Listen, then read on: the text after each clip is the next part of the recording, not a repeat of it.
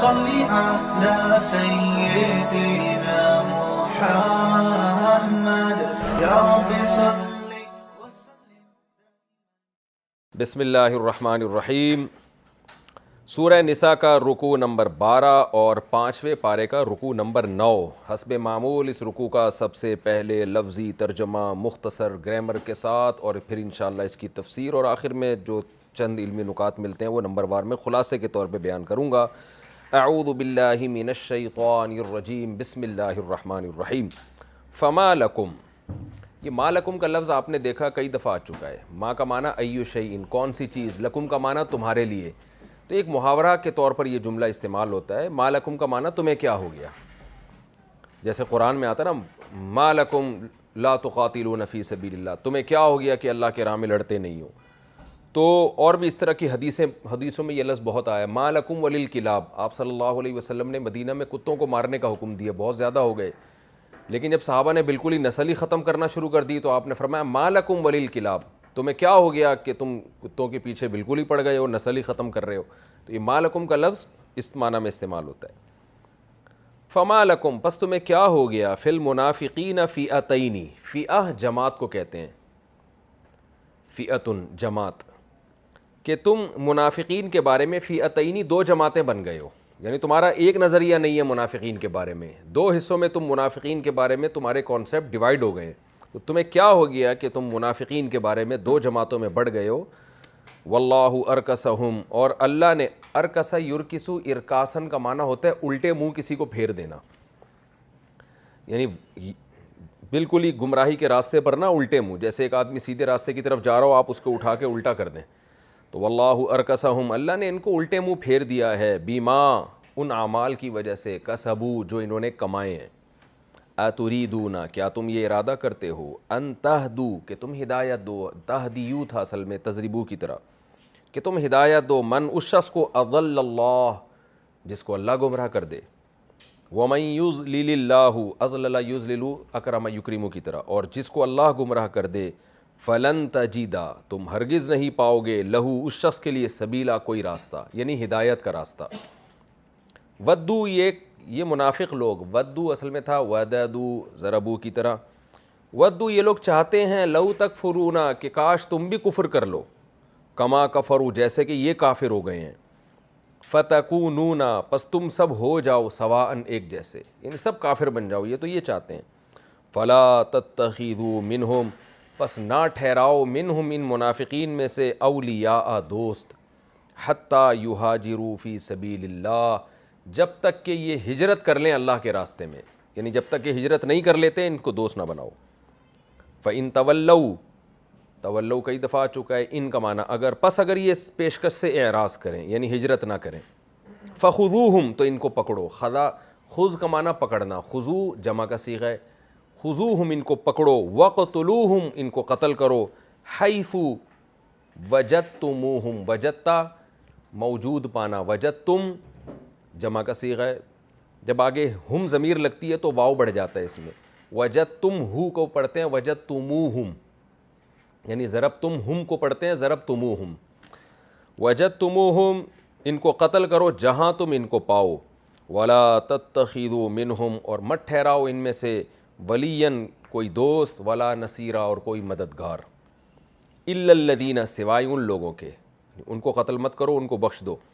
کن لوگوں کے، یصلون، وصل یصلو، اصل میں تھا وصل یوصلو، اس کا معنی ہوتا ہے ملنا. ہم کہتے ہیں نا فلاں کا وصال ہو گیا ہے، کیا مطلب، یہ کانسیپٹ پیش کیا جاتا ہے کہ ان کا، وہ اللہ سے ان کی ملاقات ہو گئی ہے اور آپ کا ایک پارسل موصول ہوا ہے. لوگ کہتے ہیں نا جی آپ کی ایک کتاب موصول ہوئی ہے، آپ کا خط موصول ہوا. تو وصل کا معنی ملنا. یصلون کا اصل میں تھا یہ وصل یوصلو وصولاً، یوں آتا ہے یہ، تو یوصلو کو پڑھتے ہیں یصلو. الا الذین یصلون، سوائے ان لوگوں کے جو ملے ہوئے ہوں، الی قوم، ایک ایسی قوم کی طرف، بینکم و بینہم میثاق، تمہارے اور اس قوم کے درمیان ایک مضبوط ایگریمنٹ ہو. تمہارے اور کسی قوم کے درمیان ایک مضبوط ایگریمنٹ ہے، یعنی جنگ بندی کا ایگریمنٹ ہوا ہوا ہے. تو ان دشمنوں میں سے کوئی اس قوم کے ساتھ اگر مل جاتا ہے تو وہ بھی اس ایگریمنٹ میں شامل ہو جاتا ہے، تو ان کو قتل مت کرو. او جاؤکم، اسی طرح سوائے وہ لوگ بھی، یعنی وہ بھی مستثنی اس قتل سے اور لڑائی سے اور جنگ سے، او یا وہ لوگ بھی مستثنی ہیں جاؤکم جو تمہارے پاس آئیں، حصیرت صدورہم، حصر کہتے ہیں تنگ ہونا، لوگ کہتے ہیں نا حصار کھینچ لیا ہے ہم نے، یعنی ایک باؤنڈ کر دیا ہے اپنے آپ کو ہم نے، تو محاصرہ کر لیا ہے، یعنی تنگ کر لیا ہے، چاروں طرف سے گھیر لیا ہے، تو حصیرہ یحصرو کا معنی ہوتا ہے تنگ ہونا، تو حصیرت صدورہم وہ لوگ جن کے سینے تنگ ہوتے ہیں، صدر سینے کو کہتے ہیں اور صدور اس کی جمع آتی ہے، جن کے سینے اس بات سے تنگ ہوتے ہیں ان یقاتلوکم کہ وہ قتال کریں تم سے، یعنی جو تم سے قتال نہیں کرنا چاہتے، لڑنا نہیں چاہتے ہیں، تو وہ بھی مستثنی ہیں، ان سے بھی تم مت لڑو، یعنی ان کے سینے تنگ ہوتے ہیں اس بات سے کہ وہ تم سے قتال کریں، او یقاتلوا قومہم یا وہ اپنی قوم سے قتال کریں، یعنی وہ تمہاری طرف ہو کے اپنی قوم سے بھی نہیں لڑنا چاہتے اور اپنی قوم کی طرف ہو کے تم سے بھی نہیں لڑنا چاہتے، تو اس قسم کے نیوٹرل لوگ جو ہیں وہ بھی مستثنی ہیں، یعنی مستثنی کا معنی اس جہاد کے حکم سے خارج ہے۔ وَلَوْ شَاءَ اللَّهُ اور اگر اللہ چاہتا، لَسَلَّطَهُمْ لام تاکید کے لیے، سلطہ کا معنی مسلط کرنا، سبح یسبح تسبیحاً، سلط یسلط تسلیطاً، مسلط کرنا کسی کو، اردو میں لفظ استعمال ہوتا ہے، اگر اللہ چاہتا لسلطہم ان لوگوں کو، یعنی جو نیوٹرل قسم کے لوگ ہیں ان کو مسلط کر دیتا، علیکم تم پر، فلقاتلوکم، کا معنی تو لام تاکید کے لیے، قاتلو زاربو کی طرح، کم کا معنی تمہیں، اللہ اگر چاہتا تو ان کو تم پر مسلط کر دیتا، فلقاتلوکم تو یہ بھی تم سے ضرور لڑتے، لیکن اللہ نے ان کو نیوٹرل بنا دیا، یہ لڑائی کے قابل، یہ لڑائی نہیں چاہتے، تو یہ گویا اللہ کا ایک احسان ہے، تو اس احسان کا تقاضا یہ ہے کہ تم بھی ان سے مت لڑو۔ فَإِنِ اعْتَزَلُوكُمْ پس اگر، اصل میں تھا ان اعتزلوا، ان اقتصبوا، اقتصبوا کی طرح ہے، ملا کے پڑھیں گے ان اعتزلوا، الف سائلنٹ ہو گیا، فَإِنِ اعْتَزَلُوا اعتزال کا معنی کنارہ کشی اختیار کرنا، فَإِنِ اعْتَزَلُوكُمْ پس جب انہوں نے کنارہ کشی اختیار کر لی ہے تم سے، فَلَمْ يُقَاتِلُوكُمْ اور یہ لڑے بھی نہیں ہیں تم سے، وَأَلْقَوْا إِلَيْكُمُ السَّلَمْ القا یلقی القاءً کا معنی ڈال دینا، اور ڈال دی ہے انہوں نے الیکم تمہاری طرف السلم سلامتی، یعنی صلح، سلم صلح کی پیشکش کو کہا جاتا ہے، کہ انہوں نے جب تمہاری طرف صلح پھینک دی ہے اور صاف کہہ دیا کہ ہم نہیں لڑنا چاہتے اور تم سے کنارہ کشی بھی اختیار کر لی ہے اور تم سے لڑے بھی نہیں ہیں یہ اب تک، فما جعل اللہ لکم تو نہیں بنایا اللہ نے، لکم تمہارے لیے، علیہم ان کے اوپر، یعنی ان کے خلاف، سبیلا کوئی راستہ، یعنی پھر تمہیں ان کی طرف جانے کا، ان کو نقصان پہنچانے کا اللہ نے کوئی راستہ نہیں چھوڑا ہے، ان کو تمہیں چھوڑنا پڑے گا۔ ستجدون لیکن، سا کا معنی عن قریب، تجدون تم پاؤ گے، وجد یوجدو کو پڑھا جاتا ہے یجدو، تو توجدو تم پاؤ گے، موجود پاؤ گے، ستجدون تم موجود پاؤ گے، آخرینہ کچھ دوسرے لوگوں کو، ایک ہوتا ہے آخر، اس کا یہ ہے زاربن کی طرح لاسٹ والا، اور ایک ہوتا ہے آخر، یہ ہے ازربو کی طرح، اصل میں تھا اخرو، دوسرے ایک کے مقابلے میں دوسرا، تو آخرو کی مؤنث آتی ہے اخرا اور جمع آتی ہے آخرین، اور اخرا کی مؤنث آتی ہے اخر، یہ بتا چکا ہوں میں۔ ستجدون آخرین عن قریب تم پاؤ گے دوسروں کو، یعنی ان کے علاوہ کو، یہ تو نیوٹرل ہیں، ان کے علاوہ بھی بہت سے غیر مسلم ہیں جن کو تم پاؤ گے، یعنی منافقین ہیں جن کو تم پاؤ گے، کیا پاؤ گے، یریدون کہ وہ ارادہ کرتے ہیں، ان یأمنوکم، امین یأمنو کا معنی بے خوف ہو جانا، امن سے نکلا ہے، بے خوف، کہ وہ بے خوف ہو جائیں کم تم سے بھی، وَيَأْمَنُوا قَوْمَهُمْ اور بے خوف ہو جائیں اپنی قوم سے بھی، یعنی وہ چاہتے ہیں کہ ادھر سے بھی ہمیں نقصان نہ ہو اور ادھر سے بھی ہمیں نقصان نہ ہو، لیکن اس کے لیے طریقہ ان کا کیا ہوتا ہے، کلما جب بھی، ردو وہ لوٹائے جاتے ہیں، ردو اصل میں تھا رودی دو زوری بو کی طرح رد کرنا، جب بھی لوٹائے جاتے ہیں الی الفتنتی فتنے کی طرف، یعنی جہاں ان کو موقع ملتا ہے نا تمہیں نقصان پہنچانے کا، تو جب بھی وہ فتنے کی طرف لوٹائے جاتے ہیں، ارکسو فیہا اوندھے منہ چلے جاتے ہیں، فیہا اس فتنے میں، الٹے منہ، کیا مطلب ایک اچھے سیدھے راستے پہ جا رہے ہیں، جیسے ہی فتنے کا موقع ملا تو یو ٹرن لے لیتے ہیں فوراً وہ، تو ایسے نالائق لوگ بھی ہیں کہ وہ صلح کا بنیادی مقصد، کیونکہ یہ تفسیر ترجمہ سمجھانے کے لیے بھی ضروری ہے، اس لیے میں درمیان میں تھوڑی تھوڑی تفسیر کر رہا ہوں تاکہ ترجمہ بھی دماغ میں بیٹھ جائے، کہ یعنی وہ ایسا راستہ اختیار کرتے ہیں کہ مقصد تو ان کا یہی ہے کہ جہاں موقع ملے آپ کو نقصان پہنچائیں، لیکن جب دیکھتے ہیں کہ آپ پاورفل ہو تو آپ کی طرف گئے ہوئے ہیں، جب دیکھتے ہیں کہ ہماری اپنی قوم پاورفل ہے تو ان کی طرف ہو جاتے ہیں، یعنی وہاں سے بھی پیڑے کھانے اور یہاں سے بھی پیڑے کھانے ہیں۔ وہ حقیقت میں نیوٹرل نہیں ہے، بلکہ ان کا نیوٹرل ہونا محض اپنے مفاد میں ہے۔ یہی وجہ ہے کہ جہاں ان کو تمہیں نقصان پہنچانے کا موقع ملے تو پھر وہ فوراً نقصان پہنچاتے ہیں۔ ان کا حکم کیا ہے؟ فَإِن لَمْ يَعْتَزِلُوكُمْ،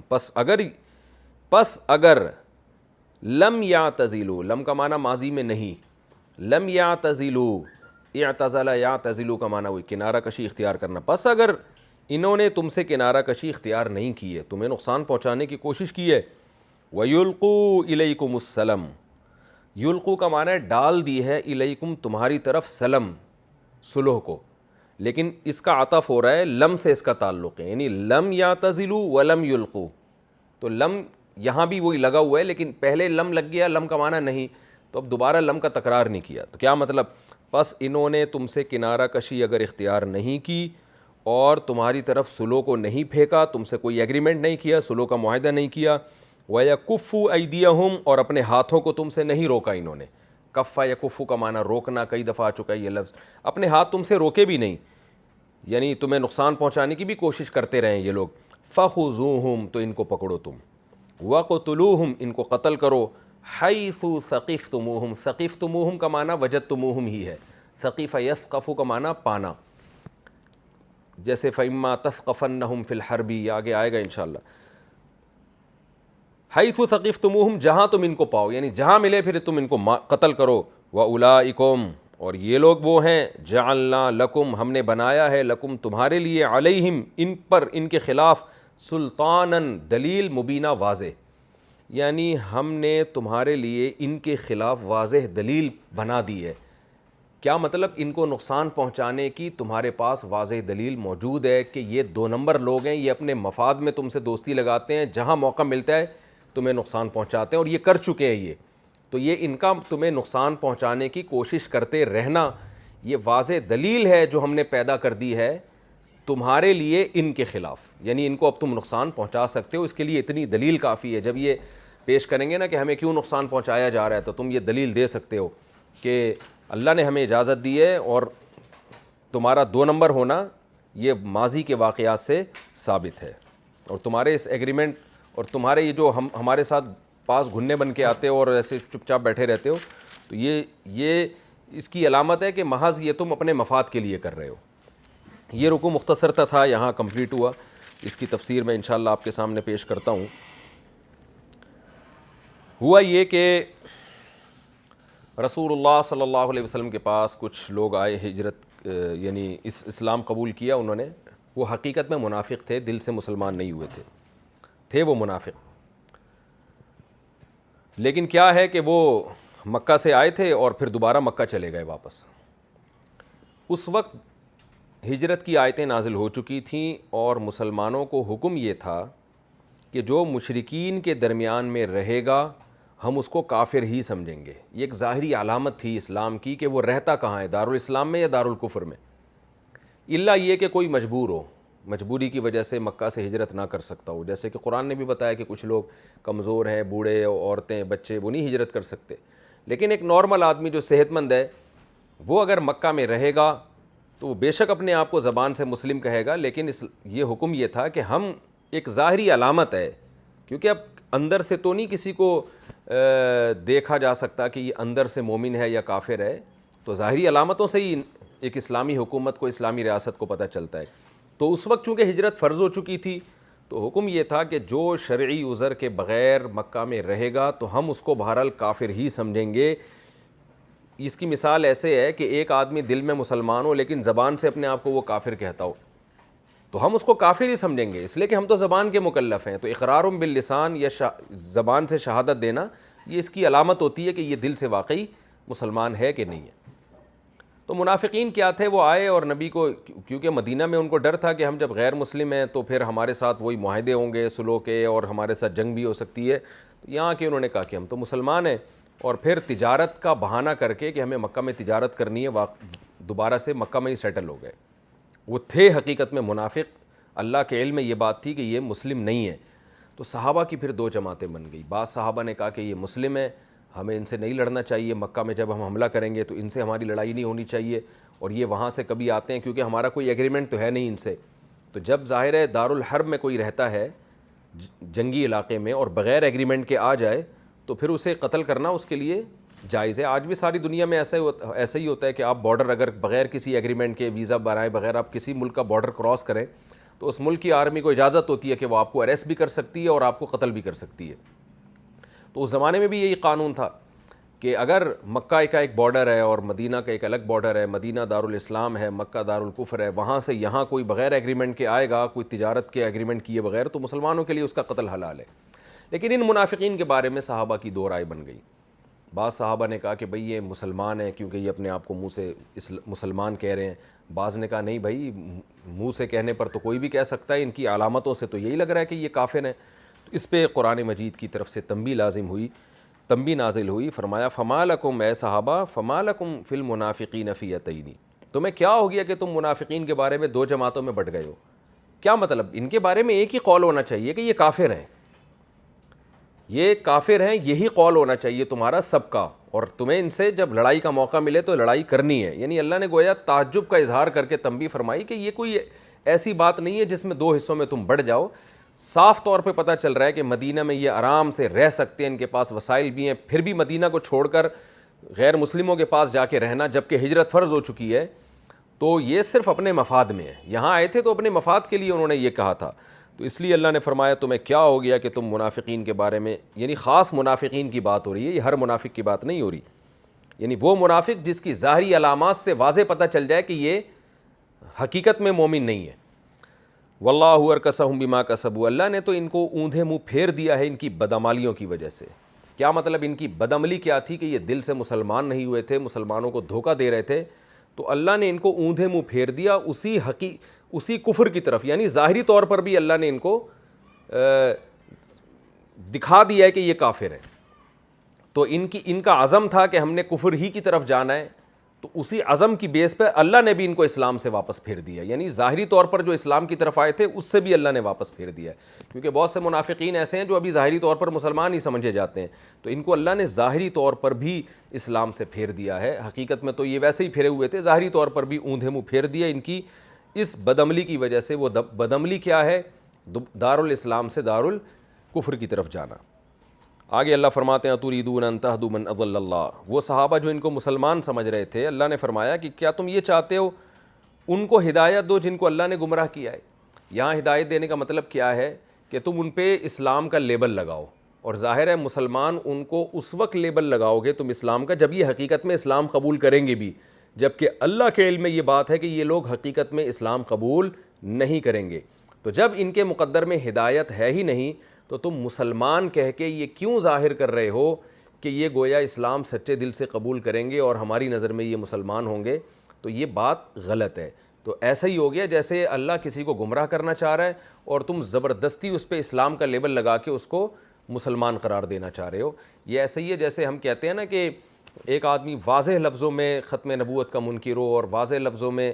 شرک کرتا ہو اور پھر بھی اپنے آپ کو مسلمان کہتا ہو, تو ہم اس کو یہ کہتے ہیں نا کہ لوگ پھر بھی اس کو اگر مسلمان کہہ رہے ہوں تو ہم کہیں گے یار تم نے کیا اسلام کا ٹھیکہ لیا ہوا ہے. تم یہ چاہتے ہو کہ ایک آدمی سارے کفری اعمال کر رہا ہے مگر پھر بھی تم اس کو اسلام میں زبردستی داخل کرنا چاہتے ہو. تو ایسے موقع پہ یہ جملہ کہا جاتا ہے. جیسے ایک آدمی حقیقت میں مسلمان ہو اور ہم ذرا سی چھوٹی چھوٹی چیزیں نکال کے اس کو کافر بنا رہے ہوں, کافر قرار دے رہے ہوں, تو ایسے موقع پہ کیا لوگ تانا دیتے ہیں کہ یار جہنم کے تم ٹھیکیدار بنے ہوئے ہو, تم زبردستی ایک آدمی کو گمراہ بنانا چاہتے ہو. تو کیا مطلب؟ گمراہی کا لقب دینا چاہتے ہو. تو یہاں بھی یہی ہے کہ تم یہ چاہتے ہو کہ تم ہدایت دو ان لوگوں کو جن کو اللہ نے گمراہ کر دیا, یعنی تم زبردستی ان پہ اسلام کا لیبل لگاؤ جن کو اللہ نے واضح طور پہ گمراہ کر دیا ہے ان کی بدعمالیوں کی وجہ سے. وَمَن يُضْلِلِ اللَّهُ, جس کو اللہ گمراہ کر دے, فَلَن تَجِدَ لَهُ سَبِيلًا, تو اے مخاطب تو ہرگز اس کے لیے کوئی راستہ نہیں پائے گا. اور اللہ گمراہ کرنے میں ظالم نہیں ہے, ان کی بدعمالیوں ہی کی وجہ سے اللہ گمراہ کرتا ہے۔ آگے اللہ نے فرمایا یہ نہ صرف کافر ہیں بلکہ یہ چاہتے ہیں کہ تم بھی کافر ہو جاؤ۔ تو ایسے پکے کافروں کے بارے میں تو دو کانسیپٹ، دو نظریے نہیں ہونے چاہیے۔ وَدُّوا لَوْ تَكْفُرُونَ، یہ تو چاہتے ہیں کہ کاش تم بھی کافر بن جاؤ، کما کفروا، جیسے کہ یہ کافر ہیں، فَتَكُونُونَ سَوَاءً، پس تم سب ایک جیسے بن جاؤ، فَلَا تَتَّخِذُوا مِنْهُمْ أَوْلِيَاءَ، پس تم ان میں سے کسی کو دوست مت بناؤ، کیونکہ ان کی دوستی تمہیں ڈسے گی، یہ تمہیں ورغلائیں گے، دوبارہ کفر کی طرف لے کے جائیں گے، حَتَّى يُهَاجِرُوا فِي سَبِيلِ اللَّهِ، جب تک کہ ان کے اسلام کی واضح دلیل تمہارے پاس نہیں آ جاتی۔ وہ واضح دلیل کیا ہے؟ مکہ چھوڑ کے ہجرت کر کے آ جائیں مدینہ منورہ۔ تو جو ہجرت کر کے پراپر طریقے سے مدینہ آ جائے گا تو ہم یہ سمجھیں گے کہ واقعی یہ اسلام کے دعوے میں سچا ہے۔ فَإِن تَوَلَّوْا، اور اگر یہ ہجرت پہ راضی نہ ہو، فَخُذُوهُمْ، پھر بے شک زبان سے 100 دفعہ کہتے رہے مسلمان ہیں، لیکن تم نے کیا کرنا ہے؟ تمہیں موقع ملے تو فَخُذُوهُمْ، تم نے ان کو پکڑنا ہے، وَاقْتُلُوهُمْ، ان کو قتل بھی کرو، حَيْثُ وَجَدتُّمُوهُمْ، جہاں بھی تم ان کو پاؤ، کیونکہ کوئی ایگریمنٹ نہیں ہے، کوئی تمہارا ان سے معاہدہ نہیں ہے۔ وَلَا تَتَّخِذُوا مِنْهُمْ وَلِيًّا، اور دوبارہ اسی مضمون کا تکرار کیا کہ تمہیں ان میں سے کسی کو دوست بنانے کی اور مددگار بنانے کی اجازت نہیں ہے، کیونکہ منافق ہیں، مدد کے نام پہ تمہیں ڈسیں گے۔ پھر یہ ایک کافر کے احکام الگ ہوتے ہیں، منافق کے الگ ہوتے ہیں۔ کافر اندر سے بھی کافر، باہر سے بھی کافر، وہ اس میں اس کا خطرہ کم ہوتا ہے کہ وہ آپ کو ڈسے، کیونکہ وہ جو ہے وہ آپ کے سامنے پیش کر رہا ہے۔ منافق کا یہ ہوتا ہے کہ اتنا بڑا جھوٹ جب آپ کے سامنے بول رہا ہے تو کیا مطلب جو آپ کی دوستی، آپ کے لیے دوستی کا ہاتھ بڑھا رہا ہے، ہو سکتا ہے اس میں بھی یہ جھوٹا ہو۔ اِلَّا الَّذِينَ يَصِلُونَ، ہاں فرمایا وہ لوگ جن کا کسی قوم کے ساتھ، ایسی قوم کے ساتھ مل جائیں کہ تمہارا اور ان سے کوئی ایگریمنٹ ہو، جیسے بنی مدلج تھے جن کے بارے میں خاص طور پہ یہ آیتیں نازل ہوئی۔ وہ آئے نبی صلی اللہ علیہ وسلم کے پاس اور کہنے لگے کہ ہم سے صلح کریں، اور حضرت خالد بن ولید کو نبی صلی اللہ علیہ وسلم نے بھیجا صلح کے لیے، تو انہوں نے کہا ٹھیک ہے ہم اسلام قبول نہیں کرتے، لیکن ہم آپ کے خلاف لڑنے والی کوئی بھی قوم ہوگی ہم اس کی مدد نہیں کریں گے، نہ ہم قریش کی مدد کریں گے اور نہ ہم آپ کی مدد کریں گے۔ دوسری بات یہ کہ انہوں نے یہ بھی معاہدے میں کہا کہ اگر قریش مسلمان ہو جاتے ہیں تو ہم آپ سے ایگریمنٹ کرتے ہیں، پھر ہم بھی مسلمان ہو جائیں گے۔ ہم ابھی آپ کو دیکھ رہے ہیں، پرکھ رہے ہیں کہ کیا اسلام کیسا مذہب ہے، اگر یہ اللہ کا دین ہے، سچا مذہب ہے، تو آپ کی قوم اور قریش بھی ایک دن مسلمان ہو جائیں گے، تو ہمیں یہ موقع دیجیے پرکھنے کا۔ یعنی ان کا مقصد یہ تھا کہ اگر باقی قومیں اسلام قبول کر لیتی ہیں، کیونکہ نبی کا دعویٰ تھا نا آخری نبی ہوں، تو وہی جانتے تھے آخری نبی کی تو اللہ لازمی مدد کرے گا، اسلام کو دنیا میں غالب کرے گا۔ تو اس طرح کی قوم کے بارے میں پھر یہ آیتیں نازل ہوئیں، اِلَّا الَّذِينَ يَصِلُونَ إِلَىٰ قَوْمٍ، ہاں ایسے لوگ جو کسی ایسی قوم سے مل جائیں، جیسے بنو مدلج سے ایگریمنٹ ہو گیا تھا تو کوئی بنو مدلج سے جا کے مل جاتا، یا بنو مدلج کسی ایسی قوم سے جا کے مل جاتے کہ جن سے نبی کا ایگریمنٹ ہوا ہے کہ جنگ بندی کا، تو ایسی قوم سے اگر کوئی جا کے ملے گا، بینکم و بینہم میثاق، جن کے تمہارے اور ان کے درمیان ایگریمنٹ ہے، تو یہ لوگ بھی مستثنی ہیں، ان سے بھی تمہیں قتال کی اجازت نہیں ہے۔ او جاؤکم، اسی طرح ان کافروں سے بھی اجازت نہیں ہے، یا ان ایسے منافق جن کا کفر واضح ہو چکا ہو، تو اب وہ منافق نہیں رہے بلکہ وہ کافر ہی کہلائیں گے، کیونکہ اب علامات سے پتہ چل گیا کہ یہ مسلم نہیں ہے۔ لیکن اگر وہ تمہارے پاس آتے ہیں، حصیرت صدورہم، ان کے دل اس بات سے تنگ ہوتے ہیں، ان یقاتلوکم، کہ وہ تم سے لڑیں، او یقاتلوا قومہم، یا تمہاری سائیڈ لے کے اپنی قوم سے لڑیں، بلکہ وہ نیوٹرل رہ کے زندگی گزارنا چاہتے ہیں اگرچہ کفر پہ ہوں، تو اللہ فرماتے ہیں تمہیں ان سے بھی لڑنے کی اجازت نہیں ہے۔ وَلَوْ شَاءَ اللَّهُ لَسَلَّطَهُمْ عَلَيْكُمْ، اب یہ جو دو قومیں ہیں، ایک قوم تو وہ ہے جو کسی سے بھی نہیں لڑنا چاہتے، نہ انہوں نے آپ سے کوئی ایگریمنٹ کیا، لیکن ان کے اعمال سے پتہ چلتا ہے بھائی وہ نہ آپ سے لڑنا چاہتے ہیں نہ آپ کے مخالفین سے، وہ نیوٹرل رہ کے زندگی گزارنا چاہتے ہیں۔ اور کچھ قومیں ایسی ہیں جو جنگجو ہیں، لڑاکا ہیں، لیکن انہوں نے ایسی قوم سے اتحاد کیا ہوا ہے کہ آپ کا اور اس قوم کی جنگ بندی کا معاہدہ ہوا ہے، تو وہ بھی اسی قوم میں حکماً شامل ہو جائے گی۔ تو یہ دو قسم کے لوگوں کے بارے میں اللہ فرماتے ہیں ان سے تم نے لڑنا نہیں ہے، اور اللہ مسلمانوں کو ترغیب دے رہے ہیں ایسے موقع پہ صلح کی اور جنگ بندی کی۔ اور ترغیب دینے میں کیا ارشاد فرمایا کہ دیکھو یہ اللہ کی نعمت ہے کہ اللہ نے ان کے دل میں تم سے لڑنے کی چاہت کو ختم کر دیا۔ تو جب اللہ کی نعمت ہے تو اس نعمت کی قدر کرو، تم بھی نہ لڑو، کیونکہ لڑائی بہرحال ایک فتنہ ہے، جہاں ان کے بندے مارے جائیں گے تمہارے بھی تو لوگ شہید ہوں گے، نقصان سب کا ہوتا ہے۔ تو اسلام بہرحال جنگ بندی کو جنگ پر ترجیح دیتا ہے۔ نبی صلی اللہ علیہ وسلم کی صحیح حدیث ہے، آپ صلی اللہ علیہ وسلم نے فرمایا لا تتمنوا لقاء العدو، کہ دشمن سے لڑنے کی تمنا نہ کیا کرو، یعنی یہ دعائیں نہ مانگا کرو کہ اللہ بس جنگ ہو جائے، بلکہ اللہ سے عافیت مانگا کرو۔ آگے فرمایا فَإِذَا لَقِيتُمْ، لیکن اگر کسی مجبوری سے لڑنا پڑے اور اللہ کی طرف سے جنگ کے حالات بن جائیں، فَاصْبِرُوا، تو پھر صبر سے کام لو، خوب لڑو، اور وَاعْلَمُوا أَنَّ الْجَنَّةَ تَحْتَ ظِلَالِ السُّيُوفِ، اور یقین کر لو جنت تلواروں کے سائے میں ہے۔ تو اللہ تعالیٰ ترغیب دے رہے ہیں صلح کی، فرمایا وَلَوْ شَاءَ اللَّهُ لَسَلَّطَهُمْ عَلَيْكُمْ، اللہ اگر چاہتا تو اللہ ان کو تم پہ مسلط کر دیتا، اور ایک مشکل میں پڑ جاتے تم، ان سے بھی تمہیں لڑنا پڑتا، فَلَقَاتَلُوكُمْ، تو یہ بھی تم سے لڑتے، لیکن اللہ نے ان کو مسلط نہیں کیا تم پر، ان کو ایسا بنایا کہ یہ نہیں لڑنا چاہ رہے۔ فَإِنِ اعْتَزَلُوكُمْ، پس جب انہوں نے تم سے کنارہ کشی اختیار کر لی، فَلَمْ يُقَاتِلُوكُمْ، اور یہ تم سے لڑے بھی نہیں ہیں، وَأَلْقَوْا إِلَيْكُمُ السَّلَمَ، اور یہ تمہاری طرف صلح کو پھینک رہے ہیں، صلح کرنا چاہتے ہیں تم سے، فَمَا جَعَلَ اللَّهُ لَكُمْ عَلَيْهِمْ سَبِيلًا، تو نہیں رکھا ہے اللہ نے تمہارے لیے ان پر کوئی راستہ، یعنی ان کو نقصان پہنچانے کا کوئی راستہ، اللہ نے تمہیں اس کی پرمیشن نہیں دی ہے۔ سَتَجِدُونَ آخَرِينَ، فرمایا لیکن کچھ لوگ ایسے ہوں گے، یعنی 3 قسم کے لوگوں کا تذکرہ ہوا ہے اس میں۔ پہلا فریق وہ ہے جو ہجرت نہیں کر رہا اور نہ آپ سے کوئی معاہدہ کر رہا ہے، تو اور اپنے آپ کو کہہ مسلمان رہا ہے وہ، اللہ نے فرمایا ان سے تمہارا کوئی ایگریمنٹ نہیں ہے، موقع ملے گا تم ان سے جنگ کرو گے۔ دوسرا فریق وہ ہے جو یا تو صاف لفظوں میں تم سے معاہدہ کر رہا ہے جنگ بندی کا، یعنی اپنے عمل سے بتا رہا ہے کہ میں نہیں لڑنا چاہتا، یا ایسی قوم کے ساتھ ایگریمنٹ کر رہا ہے جس قوم کا تمہارے ساتھ ایگریمنٹ ہے جنگ بندی کا، یعنی ایسی قوم سے جا کے مل جاتا ہے، تو یہ وہ فریق ہے جو لڑنا نہیں چاہتا، تو یہ اس کا بھی اللہ نے حکم بیان کر دیا کہ تم ان سے لڑنے کی تمہیں اجازت نہیں ہے۔ تیسرا فریق یہ وہ ہے جو 2 نمبری میں بھی 2 نمبر ہے، یعنی 1 نمبر کا 2 نمبر ہے، وہ کیا کر رہا ہے کہ ظاہری طور پر تو تم سے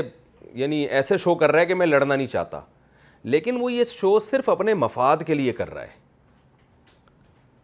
وہ صرف اپنے مفاد کے لیے، دل میں اس کے ہے کہ موقع ملوں گا تو میں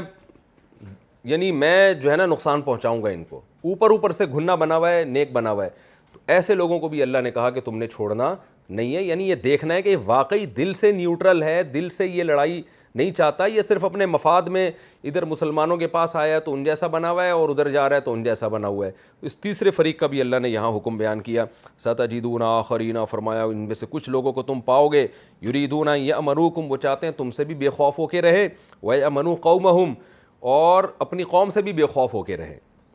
یعنی جب تمہارے پاس آئیں گے تو ظاہر ہے قوم سے خطرہ ہوگا نا، کہ قوم کہے گی تم تو مسلمان ہو گئے، اور قوم کے پاس جائیں گے تو تم سے خطرہ ہوگا، تم سمجھو گے یہ تو مسلمان ہے، یہ تو کافر ہے۔ تو اللہ نے فرمایا لیکن ان کی حقیقی حالت کیا ہے، کلما ردوا الی الفتنۃ، جب بھی ان کو فتنے کی طرف لوٹایا جائے، کوئی موقع ہو نا تمہیں نقصان پہنچانے کا، ارکسوا فیھا، اوندھے منہ اس میں چلتے ہیں، یعنی یو ٹرن لے لیتے ہیں فوراً، فإن لم یعتزلوکم، بس جب انہوں نے تم سے کنارہ کشی اختیار ہی نہیں کی ہے اور نہ تم سے کوئی ایگریمنٹ ہوا ہے پراپر طریقے سے، وَيَكُفُّوا أَيْدِيَهُمْ، اور نہ انہوں نے اپنے ہاتھوں کو تم سے روکا، یعنی ماضی میں یہ تمہیں نقصان پہنچاتے رہے ہیں، اور جب تم غالب آتے ہو تو پھر گھنے بن کے تمہارے ساتھ ہو جاتے ہیں، تو اللہ فرماتے ہیں نہ اب ان کی زبانی باتوں کا اعتبار نہیں ہوگا، فَخُذُوهُمْ، ان کو پکڑو، وَقْتُلُوهُمْ حَيْثُ ثَقِفْتُمُوهُمْ، جہاں ان کو پاؤ قتل کر دو، وَأُولَٰئِكُمْ جَعَلْنَا لَكُمْ عَلَيْهِمْ سُلْطَانًا مُبِينًا، اور یہ وہ لوگ ہیں کہ ہم نے تمہارے لیے ان کے خلاف واضح دلیل بنا دی ہے، یعنی بنا دی کا معنی، جالنا کا معنی پیدا کر دی ہے، واضح دلیل یہی ہے کہ ان کا ماضی بتا رہا ہے کہ یہ تم سے جو اچھی طرح سے ملتے ہیں اس ملنے میں مخلص نہیں ہے، اپنے مفاد ہیں ان کے، ورنہ یہ تمہیں نقصان پہنچانے کی کوشش نہ کرتے۔ تو ایسے لوگوں کے بارے میں واضح دلیل اللہ نے پیدا کر دی ہے، اور اس کے بہت سارے واقعات ہیں، آپ جب تفسیر پڑھیں گے، سیرت پڑھیں گے انشاءاللہ تو واقعات آئیں گے، کس طرح سے یہودیوں نے غداری کی، ادھر مسلمانوں سے ایگریمنٹ کرتے تھے کہ ہم قریش کا ساتھ نہیں دیں گے، بنو نذیر بنو قریظہ کے واقعات ہیں، بنو قریظہ کے جو بہت سارے یہودی قتل ہوئے ہیں، آج ملحدین بڑا اعتراض کرتے ہیں کہ ایک دن میں مسلمانوں نے اتنے ہزار یہودیوں کو قتل کیا، تو یہ کیسے رحمت للعالمین ہے صلی اللہ علیہ وسلم، تو یہ وہ یہودیوں کو قتل کیا ہے جو ادھر مسلمانوں کے ساتھ ایگریمنٹ کر کے رہ رہے تھے کہ ہم آپ کے خلاف آپ کے دشمنوں کی بالکل مدد نہیں کریں گے، تاکہ مدینہ میں ہم آرام سے اپنا بزنس کریں, آرام سے کھائیں پئیں. لیکن جہاں موقع ملتا تو یہ فوراً جا کے نبی سے لڑنے والوں کی فوراً مدد شروع کر دیتے تھے. جب دیکھتے تھے ادھر پڑا بھالی ہے, تو نبی صلی اللہ علیہ وسلم نے جب یہ دیکھا تو پھر آپ نے ان کا محاصرہ کیا, اور پھر ان کو قرآن کی اس آیت کے مطابق جتنے ان کے مرد تھے ان کو قتل کر دیا گیا. تو یہ کوئی آپ صلی اللہ علیہ وسلم کے رحمت للعالمین ہونے کے منافی نہیں ہے. دنیا میں کوئی بھی ہوشیار اور جنگ کی ماہر قوم ہوتی وہ یہی کرتی ہے ایسے موقع پہ, کیونکہ جب اتنا بڑا دھوکہ ہو چکا ہے تو یہ آئندہ بھی پھر دیں گے, کچھ بھی کر سکتے ہیں, کوئی بھی نقصان پہنچا سکتے ہیں. تو اللہ نے فرمایا ان کو پکڑو اور جہاں پاؤ ان کو قتل کرو. پکڑو کا مطلب یہ جو قتل کا حکم دیا جا رہا ہے تو یہ بھی اباحت ہے, یعنی واجبی حکم نہیں ہے کہ تم ان کو پکڑو, اس کے بعد چاہو تو قیدی بنا کے رکھو یعنی غلام بنا کے, چاہو تو ان کو قتل کر دو. جیسے کہ نبی صلی اللہ علیہ وسلم نے بہت دفعہ پکڑ کے آپ نے قیدی بھی بنا دیا ان کو, اور بعض دفعہ آپ نے قتل کر دیا. تو یہ جو بھی جنگ کا کمانڈر ہے اس کو یہ اختیار ہے کہ وہ چاہے تو قتل کرے, چاہے تو قیدی بنا لے اس کو. تو یہ آیتیں تھیں, سارے جہادی ہے ان آیتوں میں. تو اب ہم انشاءاللہ اس میں جو ہمیں علمی نکات ملتے ہیں ان کا نمبر وار تذکرہ کرتے ہیں. پہلی بات تو یہ فما لکم فی المنافقین فئتین, اللہ نے فرمایا منافقین کے بارے میں تم دو جماعتوں میں کیوں تبدیل ہو گئے. اس سے کون منافقین مراد ہیں؟ وہ منافق جو واضح علامتیں پائی گئی ہیں کہ یہ مسلمان نہیں ہیں, اور وہ علامت کیا ہے کہ ہجرت کے لیے تیار نہیں ہو رہے. اس سے ہمیں پتہ چلتا ہے کہ مسلمان بے وقوف نہیں ہوتا کہ محض کسی کی زبان پر وہ اعتماد کر لے. جب بھی آپ کے کسی سے معاملات ہوں گے, خاص طور پہ جنگی معاملات جس میں پوری ریاست داؤ پہ لگ سکتی ہے, تو ایسے معاملات میں صرف یہ نہیں کہ کوئی بھی اچھی چکنی چپڑی باتیں کر رہا ہے آپ کے سامنے, آپ کہو بھائی ماشاءاللہ بہت نیک آدمی ہے. جیسے کہ آج ہم نے بہت سے دینداروں کو دیکھا ہے کہ وہ معاملات کرتے ہوئے صرف اگلے کی زبان کو دیکھتے ہیں. تو شریعت نے حکم دیا ہے کہ اس کو پرکھو, اگر اس میں ظاہری علامات یہ پائی جاتی ہیں اس بات کی کہ یہ جھوٹ بول رہا ہے تو ہم اس کو جھوٹا ہی سمجھیں گے. اب یہ ویسے زبان سے کلمہ شہادت اور توحید اور رسالت کے اقرار کر رہے ہیں, تو اللہ نے کہا کہ یہ تو اقرار کر رہے ہیں تو ادھر آ کے کیوں نہیں رہتے؟ ابھی تو مسلمانوں کو افرادی قوت کی ضرورت ہے, رہتے کافروں کے ساتھ ہیں, سارا تعاون ان کا ان کے ساتھ ہو رہا ہے. تو اس سے پتہ چلتا ہے کہ مسلمان جو ہے وہ بہت زیرک ہوتا ہے, بہت عقل مند ہوتا ہے. وہ صرف کسی کی زبانی باتوں پہ نہیں جاتا, وہ ظاہری علامات دیکھ کے بھی فیصلہ کرتا ہے. تو اس میں ہمیں صرف منافق کے بارے میں نہیں سبق ملتا, اور بھی معاملات. ایک آدمی 2 دفعہ آپ سے پیسے لے کے بھاگ چکا ہے, تیسری دفعہ میں آ کے کہہ رہا ہے اس دفعہ میں نہیں بھاگوں گا, تو آپ اگر پیسے دے دیتے ہیں تو آپ بے وقوف ہیں. بھائی ہمیں تو یہی لگ رہا ہے کہ یہ 2 دفعہ پیسے لے کے بھاگ چکا ہے, بھی بظاہر بھاگے گا. توبہ کا دروازہ قیامت تک کے لیے کھلا ہوا ہے, لیکن کون دل سے توبہ کر رہا ہے, کون اوپر سے کر رہا ہے, یہ اللہ تو جانتا ہے, ہم ظاہر کے مکلف ہیں. ایک بات تو ہمیں یہ پتہ چلتی ہے. دوسری بات ہمیں یہ پتہ چلتی ہے کہ یہ جو آج بہت سے لبرل قسم کے مسلمان ہیں نا, جو کہتے ہیں کسی کو کافر نہ کہو, کافر کو بھی کافر نہ کہو. یہ بات تو ٹھیک ہے کہ ذرا سی باتوں کی بیس پہ کفر کے فتوے لگانا بہت بڑا جرم ہے. فقہا نے قرآن و سنت سے ایک اصول اخذ کیا ہے کہ کسی کی بات کے 100 مطلب نکلتے ہوں, 99 مطلب ایسے نکلتے ہوں جس سے ہمیں لگ رہا ہے کہ یہ کافر ہے, لیکن 1% ایسا بھی مطلب نکالا جا سکتا ہے جو صحیح مطلب ہو. تو تمام فقہا کا اتفاق ہے کہ ہم اس ایک صحیح مطلب کو فوکس کریں گے, صحیح محمل تلاش کریں گے کہ بھائی ہو سکتا ہے اس کی مراد یہ ہو. تو زبردستی یا کھینچ تان کے کسی کو کافر بنا دینا یہ بہت بڑا جرم ہے. نبی صلی اللہ علیہ وسلم نے فرمایا جس نے کسی کو کافر کہا تو اگر وہ کافر نہیں ہے تو یہ جملہ لوٹ کے تمہاری طرف واپس آئے گا. تو بہت بڑا جرم ہے یہ. لیکن اس آیت سے ہمیں یہ بھی پتہ چلتا ہے کہ جب واضح طور پر, ظاہری طور پر ایک آدمی کے کفر کا پتہ چل جائے تو خامخواہ میں کھینچ تان کے اس کو مسلمان کا ٹھپا لگانا بھی ٹھیک نہیں ہے. آج بہت سے لوگ کہتے ہیں قادیانیوں کو بھی کافر نہ کہو. بھائی وہ اسلام کے بیسک عقیدہ ختم نبوت کے منکر ہیں, تو کیوں کافر نہیں کہیں ان کو؟ اگر کوئی نبی صلی اللہ علیہ وسلم کو مشکل کشا, حاضر ناظر کہتا ہے تو ہم اس کا مطلب پوچھیں گے, ہم تعویل کریں گے. بھائی ہو سکتا ہے مشکل کشا کا مطلب یہ ہو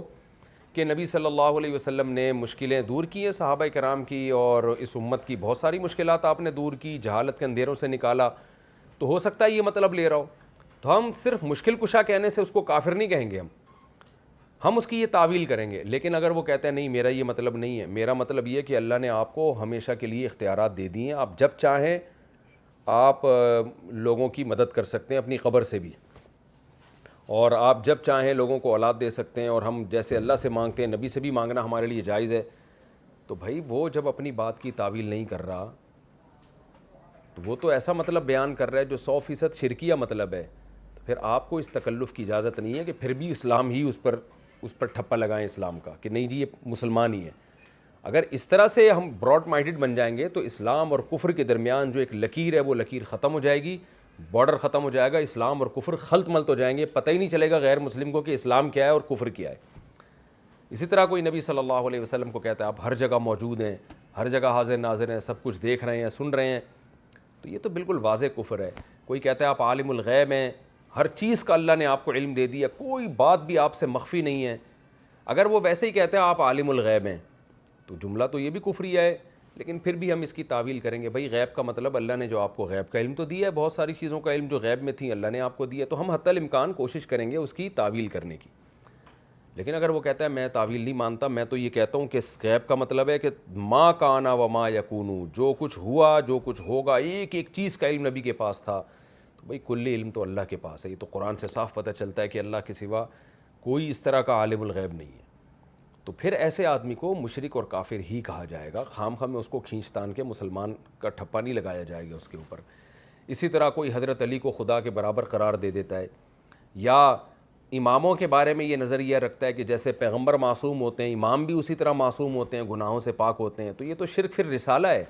آپ نے نبی میں اور امام میں کوئی فرق ہی نہیں چھوڑا, تو پھر اس خام خواہ میں صرف ایک لفظی ہیر پھیر کی کیا ضرورت ہے. تو اسی طرح خلاصہ کلام کا یہ نکلا کہ کوئی واضح لفظوں میں اسلام کے عقیدے کا انکار کرے اور وہ اپنی بات کی خود ہی تعویل کرنے کے لیے تیار نہ ہو, تو ہم اس کو بہرحال کافر ہی کہیں گے. جیسے کہ صحابہ کرام کو اللہ نے کہا کہ ان منافقین کو تم کافر کیوں نہیں کہتے, یہ تو بالکل واضح طور پر علامات سے ظاہر ہو چکا ہے ان کا کفر, تو خام خواہ میں ان پہ اسلام کا لیبل لگانے کی اجازت نہیں ہے. تو دو انتہائیں ہیں جن کے درمیان سے ہم گزر رہے ہیں. ایک انتہا یہ ہے کہ ذرا سی بات پہ کفر کا کلمہ, کفر کا فتویٰ. خواب میں ایک شخص نے اشرف علی رسول اللہ کہہ دیا, وہ خواب کی بات ہے, اور اسی خواب میں سے جب وہ جاگا ہے تو غیر اختیاری طور پہ اس کی زبان سے نکل رہا ہے, وہ منہ سے کہہ رہا ہے کہ میں دل سے ایمان نہیں رکھتا کہ اشرف علی رسول اللہ, میرے منہ سے غلطی سے نکل رہا ہے, نہ چاہتے ہوئے نکل رہا ہے. پھر آپ اس کو کہیں گے یہ گمراہ ہے اور یہ گویا ختم نبوت کے منکر ہیں, یہ بھی زیادتی ہے. میں نے بتایا کہ 100 مطلب 99 مطلب غلط نکل رہے ہوں, ایک مطلب صحیح نکل رہا ہو, تو اسلام کہتا ہے اس ایک مطلب کو, صحیح مطلب کو کی طرف پھیرو اس کی بات کو. کیونکہ کفر کا فتویٰ یا ختم نبوت کا انکار کسی کو کہہ دینا کہ یہ انکار کر رہا ہے, یہ بہت بڑی بات ہے. تو یہ جیسے حدیث میں آتا ہے نا کہ ایک شخص کی سواری گم گئی تھی, اچانک جب سواری ملی ہے, بخاری مسلم کی حدیث ہے, تو وہ جوش میں آ کے کہتا ہے, اللہ خوشی میں کہتا ہے کہ اللہ تو میرا بندہ میں تیرا خدا. حدیث میں آتا ہے اخطأ من شدت الفرح, خوش اتنا ہو گیا تھا کہ الٹا نکل گیا اس کی زبان سے. تو پتہ یہ چلا کہ بھئی غلطی کبھی خوشی میں بھی ہوتی ہے, کبھی غم میں بھی ہوتی ہے, کبھی وسوسے کی بیس پہ بھی ہوتی ہے, کبھی خوف مسلط ہو جاتا ہے. ان بیسس پر اگر زبان سے کوئی ختم نبوت کا لفظ غلط نکل جائے, یا کوئی اشرف علی رسول اللہ کہہ دے, یا اللہ کو اپنا بندہ کہہ دے اور خود کو یعنی اللہ کہہ دے, تو یہ سب غلطیاں سے اگر ہو رہا ہے اور اس کی ظاہری علامات بھی پائی جاتی ہیں, تو پھر اس پہ کفر کے فتوے نہیں لگیں گے بلکہ اس کو اگنور کیا جائے گا. لیکن کوئی واضح لفظوں میں کہہ رہا ہو, تعویل کرنے کے لیے تیار نہ ہو, وہ خود کہہ رہا ہو بھائی میرا یہی مطلب ہے جو میں بیان کر رہا ہوں, تو پھر اس کو بھی مسلمان نہیں کہا جائے گا. تو ان دو انتہاؤں کے درمیان جو یہ اعتدال کا راستہ ہے جو میں نے آپ کو بیان کیا. قرآن نے ہمیں یہ بھی حکم دیا کہ ایسے لوگوں کو دوست نہ بناؤ, یعنی جو مفاد پرستی کا شکار لوگ ہوتے ہیں وہ دوستی بنانے کے قابل نہیں ہوتے, وہ تمہیں ڈس لیں گے. تو ہمیں اس سے عام زندگی گزارنے میں بھی یہ سبق ملتا ہے کہ ہمیں دوست انہی لوگوں کو بنانا چاہیے جو کردار کے لحاظ سے ایک نمبر ہوں, جیسے اندر سے ہیں ویسے ہی باہر سے. اگر آپ کو علامات سے پتہ چل گیا یہ آدمی 2 نمبری کرتا ہے تو کنارہ کشی اختیار کریں اس سے. اس میں ہجرت کی اہمیت بھی بیان ہوئی. نبی صلی اللہ علیہ وسلم کے دور میں تو ہجرت فرض تھی. آج اگر کوئی غیر مسلم کنٹری میں رہتا ہے تو علماء کہتے ہیں اس صورت میں اس کے لیے رہنا جائز ہے کہ جب وہ اپنے دین اور ایمان کی حفاظت کر سکے. اگر وہ دین اور ایمان کی حفاظت نہیں کر سکتا وہاں رہ کر, تو اس پر اسلامی ریاست میں ہجرت کرنا فرض ہے. لیکن یہ ہجرت وہ والی ہجرت نہیں ہوگی جو مکہ سے مدینہ تھی, کیونکہ اس وقت تو کفار کے درمیان رہنا اس کی علامت تھی کہ یہ خود کافر ہے. آج کافروں کے درمیان میں رہنا اس کی قطعاً علامت نہیں ہے کہ یہ خود بھی کافر ہے. تو ایسا نہ ہو کہ کوئی امریکہ میں کوئی UK میں رہتا ہے, آپ کہیں چونکہ تم کافروں میں رہتے ہو تو تمہارا زبان سے ایمان معتبر نہیں ہے. تو یہ آج کہنا ہمارے لیے ممکن نہیں ہے. بڑے بڑے مخلص لوگ بھی غیر مسلم ملکوں میں رہ رہے ہیں. تو یہ نبی کے دور کے ساتھ یہ خاص تھا, کیونکہ اس وقت مسلمانوں کو افرادی قوت کی ضرورت تھی, اور جو مکہ میں رہنے والے غیر مسلم تھے وہ مسلمانوں کو اسلام پہ عمل بھی نہیں کرنے دے رہے تھے, اور ایک الگ ریاست مسلمان بنانا چاہتے تھے. تو اس وقت اسلام نے حکم دیا تھا کہ مکہ سے لازمی مدینہ ہجرت کرنی ہے, الا یہ کہ کوئی معذور ہو.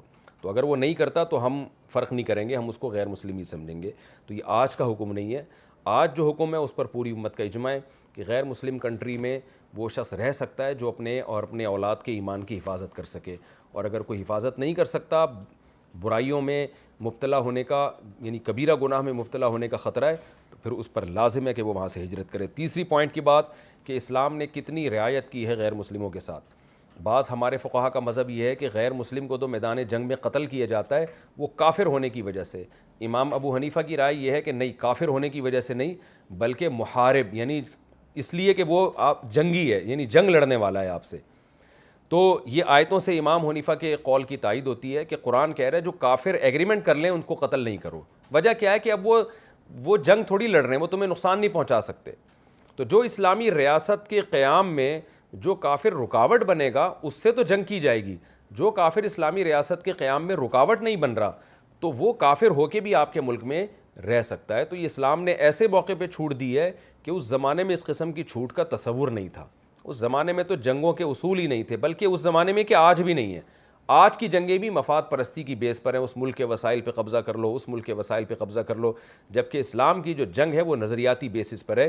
کہ اسلام چاہتا ہے کہ اللہ کا قانون دنیا میں نافذ ہو, تو اس قانون کے نفاذ میں جو طاقتیں رکاوٹ بنیں گی ان سے لڑو گے, جو رکاوٹ نہیں بن رہی ان سے نہیں لڑو گے. تو اس سے جہاد کا فلسفہ بھی سمجھ میں آتا ہے کہ جہاد کا مقصد غیر مسلم کو زبردستی مسلمان بنانا نہیں ہے, بلکہ اسلامی قانون کو تمام قوانین پہ برتری دلانا ہے. یعنی